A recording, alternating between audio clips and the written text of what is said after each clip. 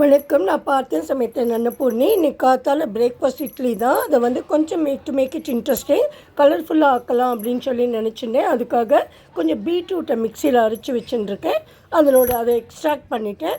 அதே மாதிரி இங்கே வந்து கீரையை அரைச்சிட்டு அதையும் நல்லா புழிஞ்சு எடுத்துட்டுருக்கேன்.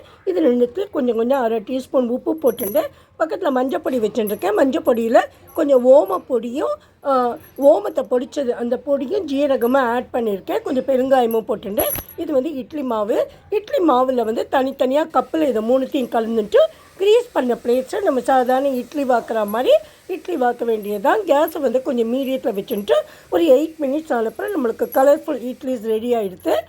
ரொம்ப டேஸ்டியாக இருந்தது. இது குழந்தைகளுக்கு இன்ட்ரெஸ்டாகவும் இருக்கும். அப்புறம் இதுக்கு கோகோனட் சட்னி பண்ணியிருக்கேன்.